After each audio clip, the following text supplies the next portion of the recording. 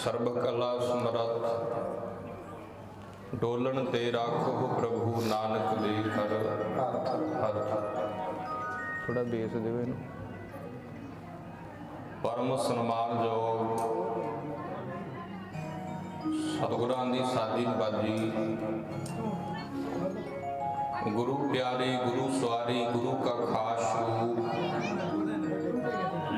गुरु खालसा साध संगत जियो।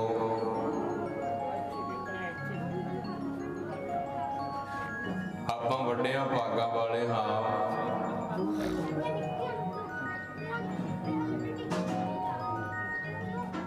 जो कि जुगो जुग अटल चवर छतर तख्त दे मालक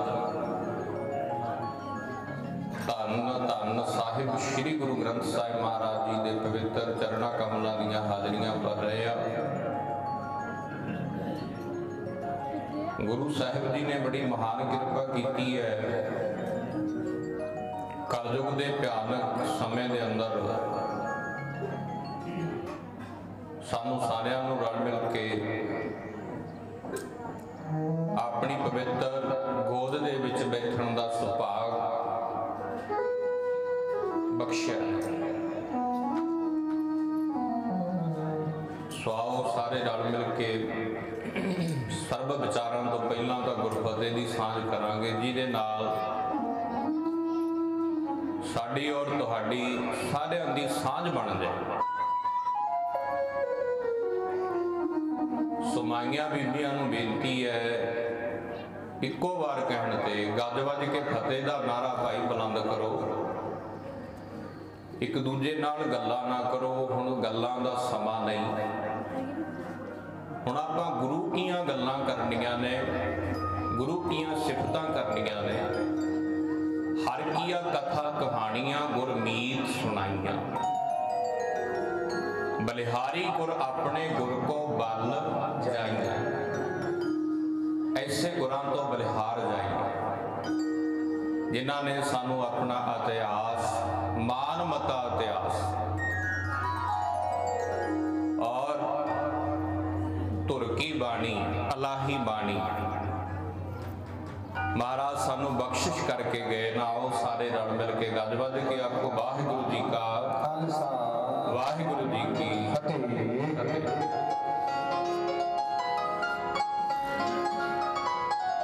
श्रीमान स्वर्गवासी बाबा जंग सिंह जी के परिवार के वलियों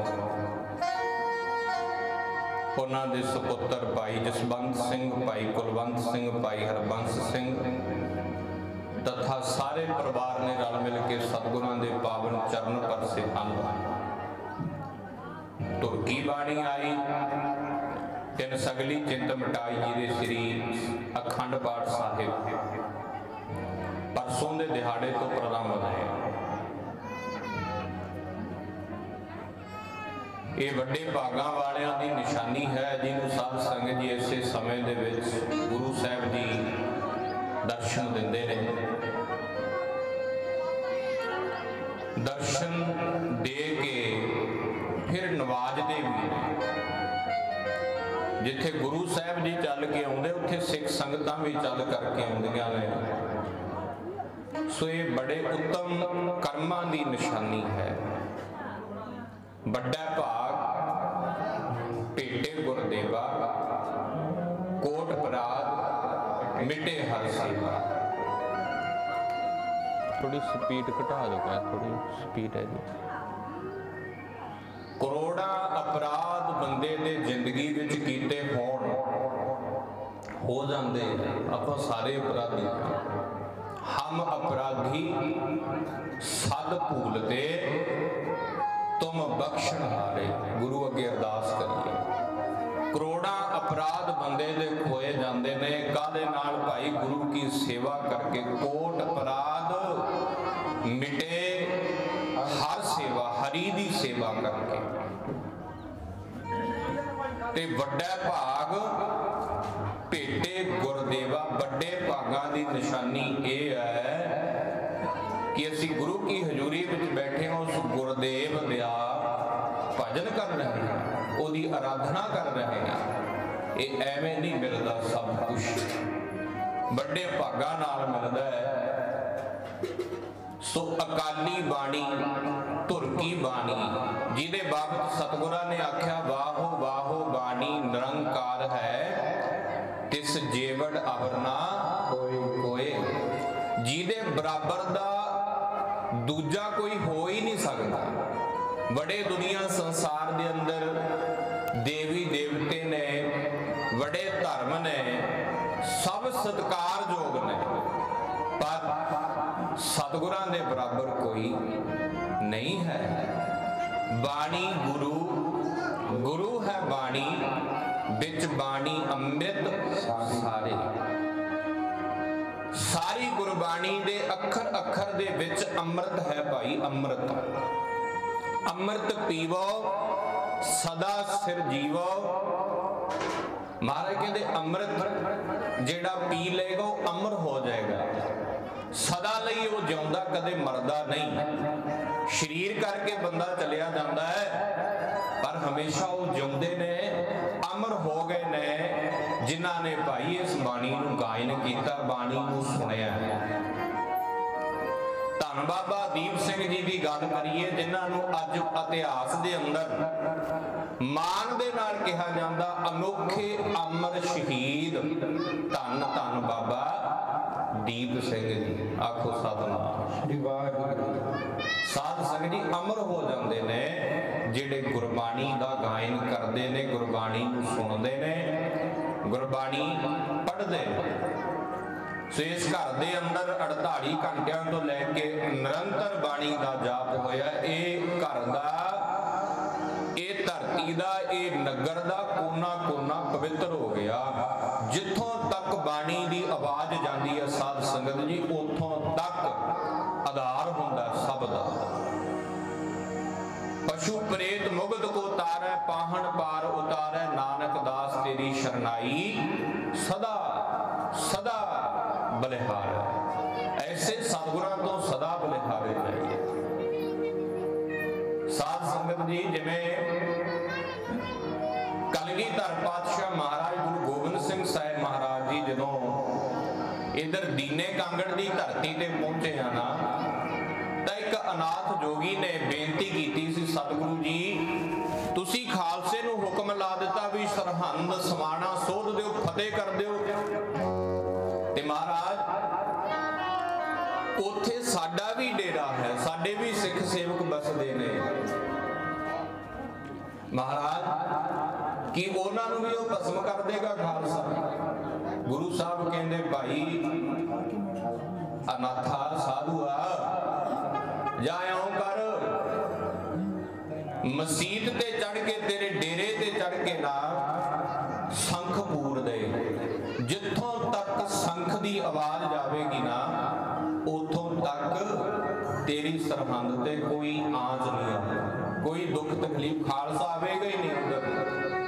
ਨਹੀਂ ਤੇ ਹੁਕਮ ਸੀ ਧੰਨ ਬਾਬਾ ਬੰਦਾ ਸਿੰਘ ਬਹਾਦਰ ਨੂੰ, ਭਾਈ ਜਿੱਥੋਂ ਤੱਕ ਵੀ ਸਮਾਣਾ ਸਰਹੰਦ ਸਭ ਫਤਿਹ ਕਰ ਲੈਣਾ, ਪਰ ਜਿੱਥੋਂ ਤੱਕ ਉਹ ਸਾਧੂ ਦਾ ਸਾਧ ਸੰਗਤ ਜੀ ਸੰਖ ਪੂਰਿਆ ਗਿਆ, ਆਵਾਜ਼ ਗਈ ਹੈ, ਉਥੋਂ ਤੱਕ ਖਾਲਸਾ ਨਹੀਂ ਗਿਆ ਨੇੜੇ। ਸੋ ਕਹਿਣ ਤੋਂ ਭਾਵ ਹੈ ਕਲਗੀਧਰ ਪਾਤਸ਼ਾਹ ਮਹਾਰਾਜ ਦੇ ਬਚਨ ਸੀ, ਇੱਕ ਸੰਖ ਪੂਰਨ ਦੇ ਨਾਲ ਉਹਨਾਂ ਦਾ ਉੱਥੇ ਬਚਾਅ ਹੋਇਆ, ਉਹਨਾਂ ਦੀ ਰੱਖਿਆ ਹੋਈ ਹੈ। ਪਰ ਇਹ ਤਾਂ ਸਾਰੀ ਬਾਣੀ ਹੀ ਕਲਗੀਧਰ ਪਾਤਸ਼ਾਹ ਦੀ ਹੈ। ਆਖੋ ਸਤਿਨਾਮ ਸ੍ਰੀ ਵਾਹਿਗੁਰੂ। ਜਿੱਥੋਂ ਤੱਕ ਇਹਦਾ ਆਵਾਜ਼ਾ ਜਾਵੇਗਾ, ਜਿੱਥੋਂ ਤੱਕ ਇਹਦੀ ਆਵਾਜ਼ ਜਾਵੇਗੀ, ਕੀ ਆਧਾਰ ਨਹੀਂ ਹੋਵੇਗਾ? ਹੋਵੇਗਾ। ਸਤਿਗੁਰੂ ਸੱਚੇ ਪਾਤਸ਼ਾਹ ਮਹਾਰਾਜ ਕਹਿੰਦੇ ਨੇ, ਬਲਿਹਾਰੀ ਗੁਰ ਆਪਣੇ ਦਿਵਹਾੜੀ ਸਦ ਵਾਰ, ਜਨ ਮਾਨਸ ਤੇ ਦੇਵਤੇ ਕੀਏ ਕਰਤ ਨਾ ਲਾਗੀ ਵਾਰ। ਕਹਿੰਦੇ ਮਾਨਸਾਂ ਤੋਂ ਦੇਵਤੇ ਬਣਾਉਂਦੀ ਹੈ ਗੁਰਬਾਣੀ, ਇੰਨੀ ਮਹਾਨ ਹੈ। ਪਸ਼ੂਆਂ ਤੋਂ, ਪ੍ਰੇਤਾਂ ਵਾਲੀ ਬਿਰਤੀ ਤੋਂ ਦੇਵਤੇ ਬਣਾਉਣ ਵਾਲੀ ਕੋਈ ਤਾਕਤ ਹੈ ਤਾਂ ਉਹ ਗੁਰੂ ਸ਼ਬਦ ਦੇ ਵਿੱਚ ਹੈ, ਗੁਰਬਾਣੀ ਦੇ ਅੰਦਰ ਹੈ, ਹੋਰ ਕਿਤੇ ਨਹੀਂ ਹੈ। ਸੋ ਸਾਧ ਸੰਗਤ ਜੀ, ਗੁਰਬਾਣੀ ਦਾ ਮਹਾਤਮ ਬੜਾ ਹੈ। ਸਤਿਗੁਰੂ ਗੁਰੂ ਨਾਨਕ ਦੇਵ ਮਹਾਰਾਜ ਜੀ ਨੇ ਦਰਸਾਉਣਾ ਕੀਤਾ ਗੁਰਬਾਣੀ ਦਾ ਮਹਾਤਮ। 4 ਪੌੜੀਆਂ ਦੇ ਅੰਦਰ ਸ੍ਰੀ ਜਪਜੀ ਸਾਹਿਬ ਜੀ ਦੀਆਂ ਪੌੜੀਆਂ ਆਪਾਂ ਪੜ੍ਹਦੇ ਹਾਂ, ਜਿਹਦੇ ਵਿੱਚ ਸੁਣ ਦਾ ਮਹਾਤਮ ਦੱਸਿਆ। ਸੁਣਿਆ ਸਿੱਧ ਪੀਰ ਸੁਰਨਾਥ, ਜਿਨ੍ਹਾਂ ਨੇ ਬਾਣੀ ਸੁਣੀ ਹੈ ਨਾ ਉਹ ਸਿੱਧ ਹੋ ਗਏ ਨੇ, ਸਿੱਧ ਪੁਰਸ਼। ਜਿਹੜੀਆਂ ਰਿਧੀਆਂ ਸਿੱਧੀਆਂ ਕਈ ਸਾਲਾਂ ਦੇ ਵਿੱਚ ਸਾਨੂੰ ਪ੍ਰਾਪਤ ਹੁੰਦੀਆਂ ਨਾ, ਘਰ-ਬਾਰ ਛੱਡਣੇ ਪੈਂਦੇ ਨੇ। ਤੇ ਸਾਧ ਸੰਗਤ ਜੀ, ਗੁਰੂ ਸਾਹਿਬ ਕਹਿੰਦੇ ਬਾਣੀ ਸੁਣ ਕੇ ਕਹਿੰਦੇ ਉਹ ਸਿੱਧ ਪੁਰਸ਼ ਬਣ ਜਾਈਦਾ ਹੈ। ਆਖੋ ਸਤਿਨਾਮ। ਸੁਣਿਆ ਸਿੱਧ ਪੀਰ, ਵੱਡਾ ਪੀਰ, ਸੁਰ ਨਾਥ, ਦੇਵਤੇ ਨਾਥ, ਇਹ ਉਪਾਧੀਆਂ ਮਿਲਦੀਆਂ ਜਿਨ੍ਹਾਂ ਨੇ ਬਾਣੀ ਸੁਣੀ ਆ ਮਨ ਕਰਕੇ, ਚਿੱਤ ਲਾ ਕੇ। ਸੁਣਿਆ ਧਰਤ ਧਵਲ ਆਕਾਸ਼, ਧਰਤੀ ਖਲੋਤੀ ਹੈ, ਕਾਹਦੇ ਖਲੋਤੀ ਹੈ? ਇਹਦਾ ਸਵਾਲ ਸਾਧ ਸੰਗਤ ਜੀ ਧੰਨ ਗੁਰੂ ਨਾਨਕ ਦੇਵ ਮਹਾਰਾਜ ਨੂੰ ਸਿੱਧਾ ਨਹੀਂ ਕੀਤਾ ਸੀ। ਮਹਾਰਾਜ ਕਹਿੰਦੇ ਤੁਸੀਂ ਦੱਸੋ ਖਾਂ ਕਾਹਦੇ ਖਲੋਤੀ ਹੈ? ਕਹਿੰਦੇ ਮਹਾਰਾਜ ਧੌਲੇ ਬਲਦ ਤੇ ਖਲੋਤੀ ਹੈ ਸਾਰੀ ਧਰਤੀ। ਗੁਰੂ ਸਾਹਿਬ ਕਹਿੰਦੇ ਧੌਲਾ ਬਲਦ ਕਾਹਦੇ ਖਲੋਤਾ? ਕਹਿੰਦੇ ਉਹ ਧਰਤੀ ਤੇ ਖਲੋਤਾ ਹੈ। ਕਹਿੰਦੇ ਫੇਰ ਉਹ ਧਰਤੀ ਕਾਹਦੇ? ਕਹਿੰਦੇ ਇਦਾਂ ਤਾਂ ਕੰਮ ਹੀ ਨਹੀਂ ਮੁੱਕਣਾ। ਉਹ ਧੌਲ ਧਰਮ ਕਿਹੜਾ ਹੈ? ਕਿਹੜਾ ਧੌਲਾ ਬਲਦ ਹੈ? ਗੁਰੂ ਸਾਹਿਬ ਨੇ ਫਿਰ ਸਾਧ ਸੰਗਤ ਜੀ ਪੰਕਤੀ ਉਚਾਰੀ ਸੀ ਉੱਥੇ, ਧੌਲ ਧਰਮ ਦਇਆ ਕਾ ਪੂਤ। ਆਖੋ ਸਤਿਨਾਮ। ਧੌਲ ਧਰਮ, ਧੌਲਾ ਬਲਦ ਕੀ ਹੈ? ਧਰਮ ਹੈ। ਧਰਮ ਦੇ ਸਿਰ ਤੇ ਧਰਤੀ ਖਲੋਤੀ ਹੈ। ਇਸ ਤਰ੍ਹਾਂ ਜਿਹੜੀ ਧਰਤੀ ਹੈ ਉਹ ਵੀ ਨਾਮ ਸੁਣਨ ਦੇ ਕਰਕੇ ਖਲੋਤੀ ਹੈ ਭਾਈ ਧਰਤੀ। ਨਾਮ ਕੇ ਧਾਰੇ ਸਗਲੇ ਜੰਤ, ਨਾਮ ਕੇ ਧਾਰੇ ਖੰਡ ਬ੍ਰਹਮੰਡ। ਸਾਰਾ ਬ੍ਰਹਮੰਡ ਸੁਣਿਆ, ਧਰਤ ਧਵਲ ਆਕਾਸ਼, ਕਿੱਡਾ ਵੱਡਾ ਆਕਾਸ਼ ਹੈ। ਛੋਟੀ ਜੀ ਬਿਲਡਿੰਗ ਖੜਾਉਣੀ ਹੋਵੇ ਨਾ ਤੇ ਥੰਮਾਂ ਦੀ ਲੋੜ ਪੈਂਦੀ ਹੈ। ਸਾਧ ਸੰਗਤ ਜੀ ਲਾਉਣੇ ਪੈਂਦੇ ਨਾ, ਕਿੰਨੇ ਥੰਮ ਲੱਗੇ ਨੇ। ਐਡਾ ਵੱਡਾ ਆਕਾਸ਼ ਕਾਹਦੇ ਖਲੋਤਾ? ਗੁਰੂ ਸਾਹਿਬ ਕਹਿੰਦੇ ਭਾਈ ਉਹ ਨਾਮ ਦੇ ਸਹਾਰੇ ਤੇ ਖਲੋਤਾ। ਸਤਿਨਾਮ। ਨਾਮ ਕੇ ਧਾਰੇ ਸਗਲੇ ਜੰਤ। ਅੱਛਾ ਜੀ, ਸੁਣਿਆ ਧਰਤ ਧਵਲ ਆਕਾਸ਼, ਸੁਣਿਆ ਦੀਪ ਲੋਕ ਪਾਤਾਲ।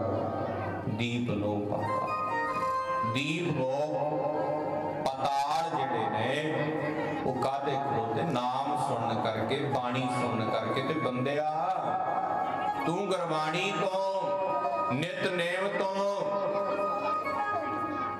ਆਪਣੀ ਬਾਂਹ ਛਡਾਉਂਦਾ ਫਿਰਦਾ, ਦੂਰ ਦੂਰ ਹੋਇਆ ਫਿਰਦਾ। ਸੋ ਗੁਰਬਾਣੀ ਦਾ ਇਤਨਾ ਮਹਾਤਮ ਹੈ ਸਾਧ ਸੰਗਤ ਜੀ, ਬੜਾ ਸਮਾਂ ਲੱਗਣਾ ਦਰਸਾਉਣ ਵਾਸਤੇ।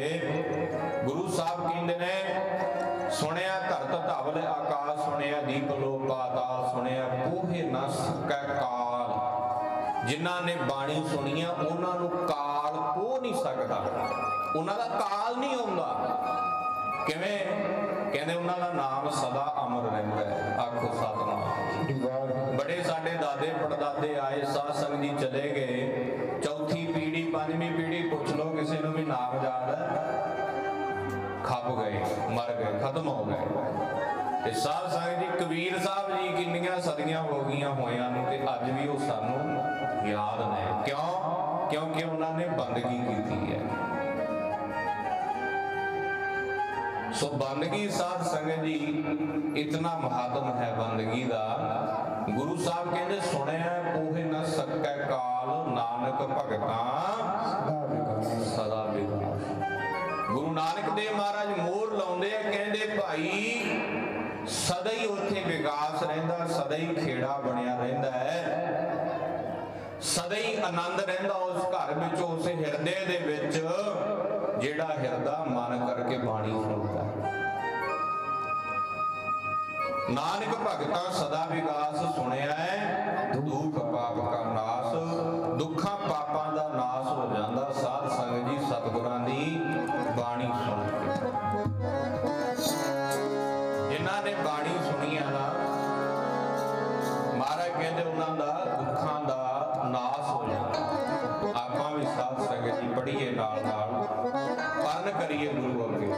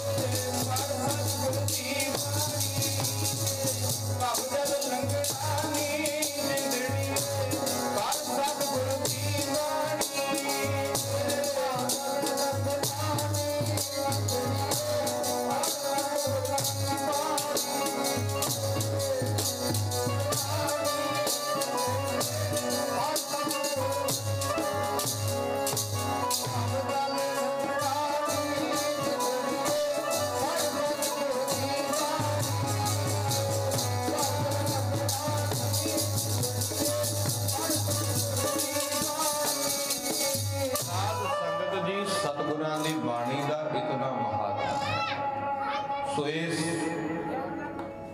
ਪਰਿਵਾਰ ਦੇ ਬੜੇ ਉੱਤਮ ਭਾਗ ਨੇ, ਇਸ ਨਗਰ ਦੇ ਉੱਤਮ ਭਾਗ ਅਸੀਂ ਮੰਨਦੇ ਹਾਂ। ਜਿੱਥੋਂ ਤੱਕ ਗੁਰਬਾਣੀ ਦਾ ਆਵਾਜ਼ ਹੈ, ਜਿਹੜਾ ਕੋਈ ਸੁਣ ਲੈਂਦਾ ਮਾਈ ਭਾਈ ਚਿੱਤ ਲਾ ਕੇ ਸਾਧ ਸੰਗਤ ਜੀ, ਉਹਦੀ ਫਿਰ ਸੇਵਾ ਸਫਲ ਹੋ ਜਾਂਦੀ ਹੈ ਹਰ ਪੱਖ ਤੋਂ।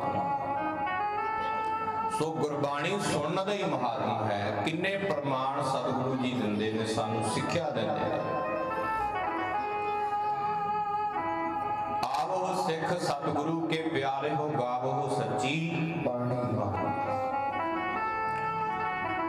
ਭਾਈ ਆਵੋ ਰਲ ਮਿਲ ਕੇ ਸਤਿਗੁਰਾਂ ਦੀ ਬਾਣੀ ਗਾਓ। ਸੱਦਿਆ ਜਾਂਦਾ, ਸੱਦਾ ਦਿੱਤਾ ਜਾਂਦਾ। ਆਵੋ ਭਾਈ ਗੁਰੂ ਕੇ ਪਿਆਰੇ ਹੋ, ਸਤਿਗੁਰਾਂ ਦੀ ਬਾਣੀ ਗਾਓ। ਇਹ ਸੱਚੀ ਬਾਣੀ ਦਾ ਜ਼ਿਕਰ ਕਿਉਂ ਕੀਤਾ? ਕਿਉਂਕਿ ਸਾਧ ਸੰਗਤ ਜੀ ਇੱਥੇ ਕੱਚੀਆਂ ਬਾਣੀਆਂ ਵੀ ਬੜੀਆਂ ਨੇ।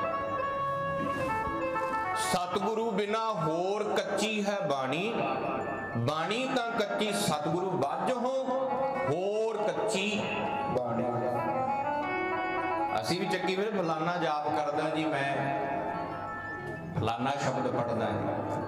ਗੁਰੂ ਸਾਹਿਬ ਕਹਿੰਦੇ ਸਤਿਗੁਰਾਂ ਤੋਂ ਇਹ ਬਾਣੀ ਤੋਂ ਬਿਨਾ ਸ਼ਬਦ ਜਿਹੜੇ ਸਾਰੇ ਕੱਚੇ ਨੇ। ਆਖੋ ਸਤਿਨਾਮ। ਇਹ ਭਾਈ ਬਾਣੀ ਸਤਿਗੁਰਾਂ ਤੋਂ ਬਿਨਾ ਸਾਰੀ ਕੱਚੀ ਹੈ। ਇੱਕ ਸਵਾਲ ਆ ਸਾਡੇ ਸਾਧ ਸੰਗਤ ਦੀ ਸਿੱਖ ਧਰਮ ਦੇ ਅੰਦਰ ਵੀ, 6ਵੇਂ ਤੇ 7ਵੇਂ ਤੇ 8ਵੇਂ ਤਿੰਨ ਗੁਰੂਆਂ ਦੀ ਬਾਣੀ ਦਰਜ ਨਹੀਂ। ਇਹਦਾ ਕਾਰਨ ਸੀ ਬੜਾ ਵੱਡਾ ਉਸ ਵੇਲੇ। ਨਹੀਂ ਤਾਂ ਫਿਰ 6ਵੇਂ ਪਾਤਸ਼ਾਹ ਕਿਹੜਾ ਬਾਣੀ ਨਹੀਂ ਉਚਾਰਦੇ? ਜੋਤ ਦਾ ਉਹੀ ਇੱਕੋ ਹੀ ਸੀ ਨਾ, ਧੰਨ ਗੁਰੂ ਨਾਨਕ ਦੀ ਜੋਤ ਸੀ। ਇਹਦਾ ਕਾਰਨ ਕੀ ਸੀ? ਜਦੋਂ ਸਾਧ ਸੰਗਤ ਜੀ ਪ੍ਰਿਥੀ ਚੰਦ ਦੇ ਘਰ ਦੇ ਵਿੱਚ ਪੁੱਤਰ ਜੰਮਿਆ ਬਾਬਾ ਮਿਹਰਬਾਨ, ਕਈ ਭਾਸ਼ਾਵਾਂ ਦਾ ਗਿਆਤਾ ਸੀ, ਬੜਾ ਵਿਦਵਾਨ ਸੀ। ਕਿਉਂਕਿ ਗੁਰੂ ਕੀ ਅੰਸ਼ ਵੰਸ਼ ਦੇ ਵਿੱਚੋਂ ਸੀ। ਗੁਰੂ ਅਰਜਨ ਦੇਵ ਮਹਾਰਾਜ ਦਾ ਭਤੀਜਾ ਲੱਗਿਆ ਤੇ ਗੁਰੂ ਰਾਮਦਾਸ ਮਹਾਰਾਜ ਜੀ ਦਾ ਪੋਤਰਾ ਲੱਗਿਆ ਤੇ ਬਾਬੇ ਪ੍ਰਿਥੀ ਚੰਦ ਦਾ ਸੁਪੁੱਤਰ ਹੈ ਬਾਬਾ ਮਿਹਰਬਾਨ।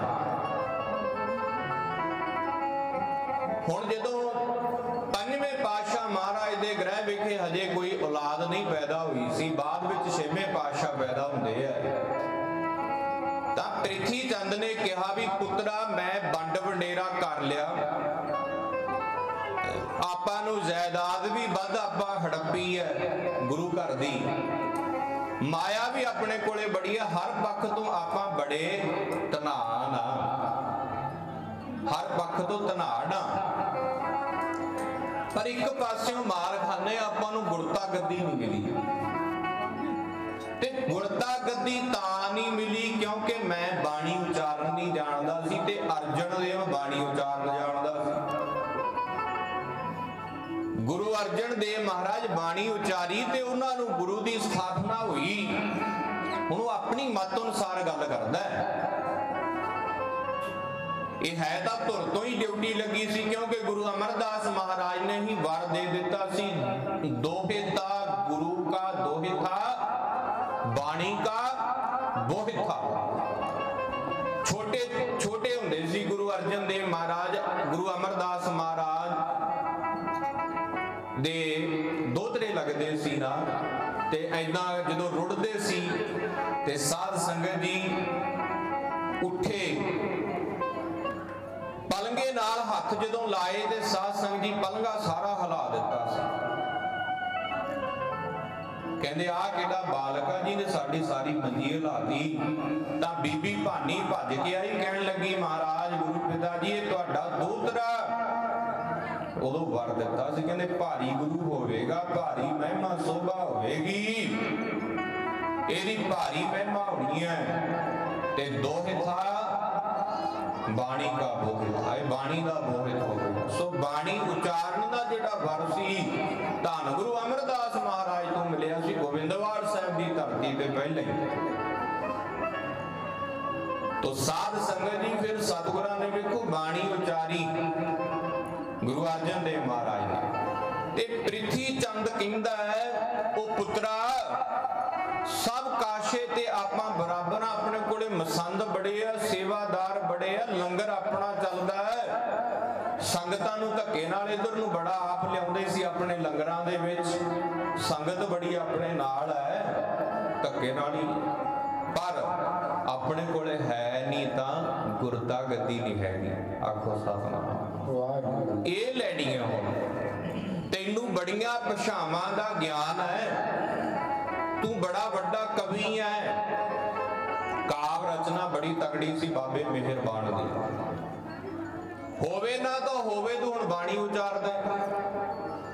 ਇਹਨਾਂ ਦੇ ਕਿਹੜਾ ਘਰੇ ਅਜੇ ਔਲਾਦ ਹੋਈ ਆ, ਅਗਲਾ ਜਿਹੜਾ ਗੁਰੂ ਹੈ ਨਾ ਛੇਵਾਂ ਗੁਰੂ, ਜਦੋਂ ਤੂੰ ਬਾਣੀ ਉਚਾਰੇਗਾ ਲੋਕਾਂ ਨੇ ਤੈਨੂੰ ਮੰਨਣਾ। ਤਾਂ ਇਹ ਬਾਬੇ ਮਿਹਰਬਾਨ ਨੇ ਫਿਰ ਮਹੱਲਾ ਛੇਵਾਂ ਉਚਾਰਿਆ। ਛੇਵਾਂ ਮਹੱਲਾ ਉਚਾਰ ਕੇ ਨਾ ਭਾਈ